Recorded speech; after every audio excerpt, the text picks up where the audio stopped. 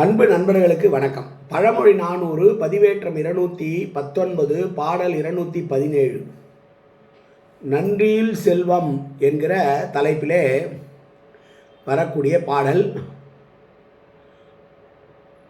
5வது நாள் பாடல் இது. முழவு ஒலி முன்னீர் முழுதுடன் ஆண்டார், விழவு ஊரில் கூத்தேபோல் வீழ்ந்து அவிதல் கண்டும், இழவு என்று ஒரு பொருள் ஈயாதான் செல்வம் அழகொடு கண்ணின் இழவு.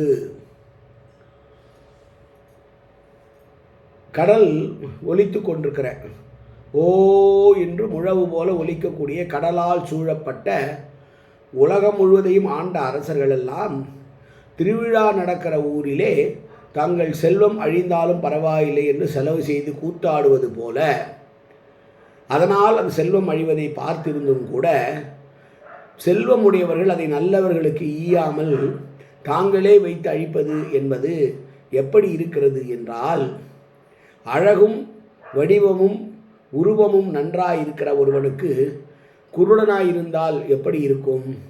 அதனால் செல்வம் என்பது மற்றவர்களுக்கு கொடுப்பதற்காக என்று உணராமல் தாங்களே அது முழுமையாக செலவழிப்பது என்பது அழகாயிருக்கிற ஒருவன் குருடனாயிருப்பது போல என்று சொல்லுகிற பாடல் இந்த பாடல்.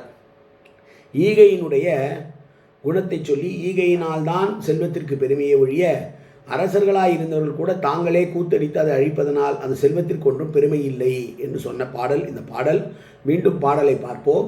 முழவு ஒலி முன்னீர் முழுதுடன் ஆண்டார், விழவு ஊரில் கூத்தே போல் வீழ்ந்து அவிதல் கண்டும், இழவு என்று ஒரு பொருள் ஈயாதான் செல்வம் அழகொடு கண்ணின் இழவு.